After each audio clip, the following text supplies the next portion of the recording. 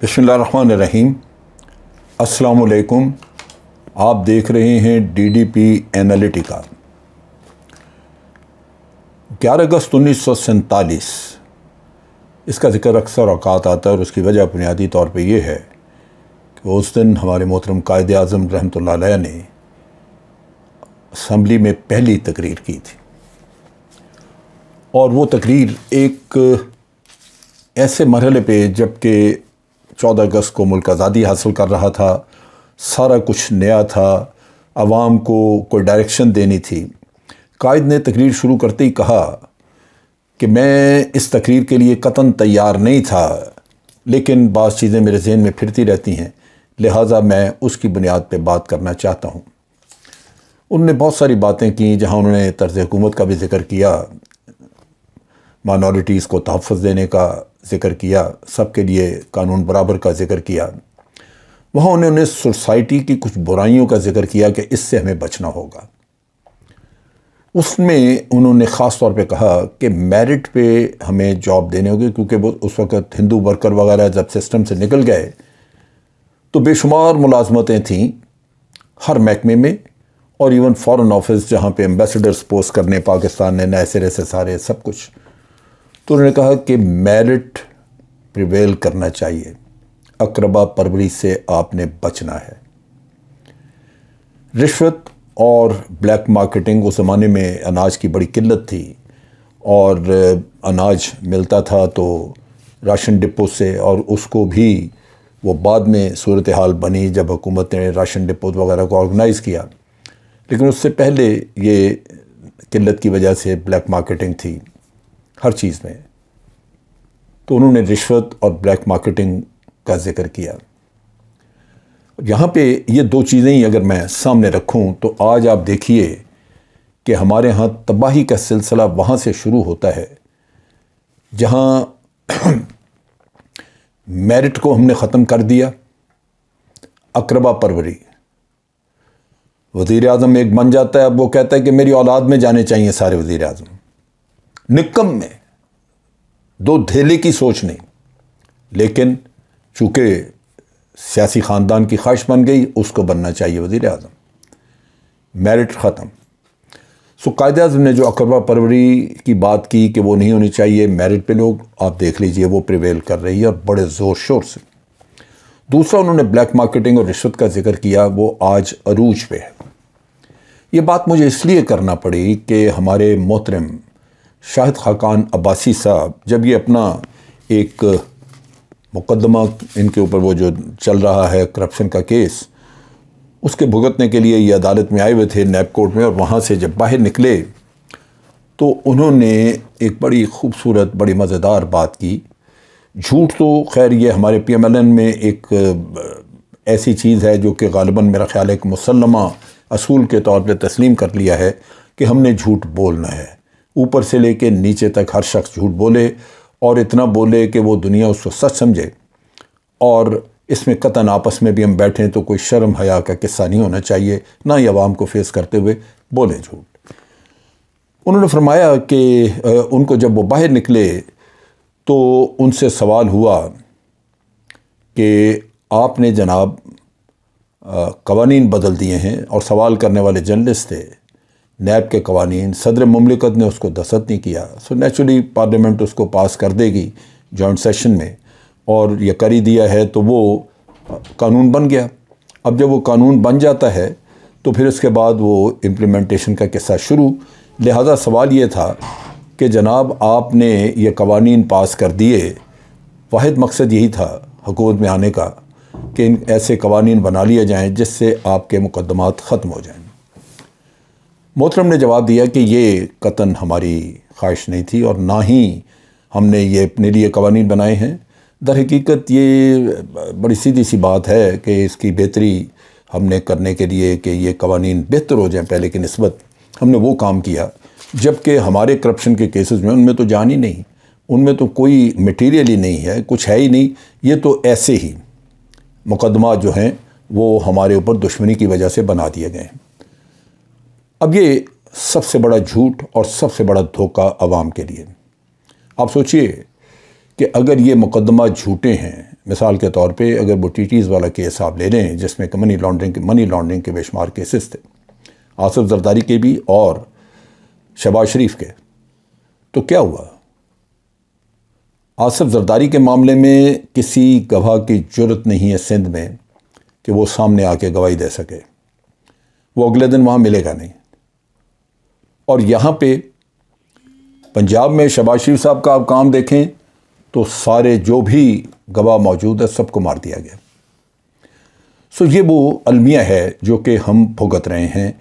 और यहाँ पे क्या ज़रूरत थी कि अब मतलब गवाहों को मारना इतने मशकूक हालात में वो साफ ज़ाहिर करता है। और फिर केसेस को तूल देते रहे। मसला ये है कि कभी किसी भी मुजरिम को अगर सज़ा देनी हो, आपने किसी मुल्ज़िम को आपने कटहरे में लाना हो, तो करप्शन सबसे बड़ी हर्डल है आपके रास्ते में। अगर FIA में, पुलिस में करप्शन है तो तहकीकात कभी दुरुस्त नहीं होंगी। अगर अदालत में करप्शन है तो अदालत फैसला करते हुए डंडी मारेगी। तो निज़ाम कैसे चलेगा? और ये जो करप्शन के केसेस हैं जिनका हम जिक्र कर रहे हैं कि कवानीन आपने ऐसे बना दिए, उसमें अगर आप देखिए तो सेक्शन 23 में इन्होंने तब्दीली की है। और ये तब्दीली जो है वो मुल्ज़म दौरान तफ्तीश अपने असासाजात को फ़रोख्त कर सकता है, ये इजाज़त दे दी गई। अब थर्ड पार्टी इंटरेस्ट की वजह से ये तफ्तीश असासे, यानी एक आदमी ने बेच दिए अपने असासे, अब तफ्तीश हो रही है, असासे बेच दिए, जिसने ख़रीदे वो थर्ड पार्टी बन गया। अब उसने जब असासे ले लिए तो उसकी बाजियाबी तकरीबन नामुमकिन हो गई, क्योंकि आपने ये कानून बना दिया। इसका मतलब यह है कि वो करप्ट आदमी असासा बेच के अपनी जेब में पैसा डाल ले और केस ख़त्म। इसी तरह सेक्शन जो 23 है, इसमें चेयरमैन नैब किसी जगह को पुलिस स्टेशन या जेल डिक्लेयर नहीं कर सकता।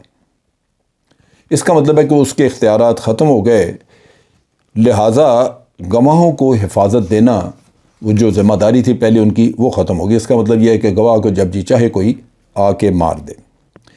फिर सेक्शन 5 जिसमें इन्होंने अमेंडमेंट की है कि सरकारी ओहदेदार के साथ मिलकर करप्शन करने वाले आम शहरियों का नाम मुकदमात से खारिज। इसका मतलब ये है कि सरकारी ओहदेदार को तो शायद कोई पूछ ले, वो भी अपने इन्फ्लुएंस की वजह से बच सकता है, लेकिन करप्ट लोगों के फ्रंटमैन जितने भी हैं उनको इस कानून की हैसियत से तहफ़्फ़ुज़ मिल जाएगा, क्योंकि सिविलियन जो उसके साथ या कोई भी शहरी उसके साथ अगर मिल के करप्शन करता है तो उसको नहीं पूछा जाएगा। बड़े अजीब इन्होंने उसमें तरमीम की हैं। बेनामीदार की तारीफ़ बदल दी है। अब ये बदली हुई तारीफ़ के तहत अगर करप्ट अफराद अपने बीवी, बच्चे और करीबी रिश्तेदारों के नाम पर जायदादें लेके रखेंगे तो उनको वो जायदादें बना सकते हैं, आप पूछ नहीं सकते उनसे। नैब को सदर की बजाय वजारत दाखिला के मातहत कर दिया गया। अब आप इमेजिन करें कि वजारत दाखिला तो उसी करप्ट हुकूमत की है। नतीजा ये कि नैब जो है वो सारी उसकी खुद मुख्तारी ख़त्म हो गई और वो डिपेंडेंट होगा अभी वजारत दाखिला पे, जिसका मतलब ये कि वजारत दाखिला जिस केस को चाहे चलाए, जिसको चाहे ना चलाए। करप्शन केसेस पकड़ना, हुक्मरानों के केसेस पकड़ना आपके लिए तकरीबन नामुमकिन हो गया।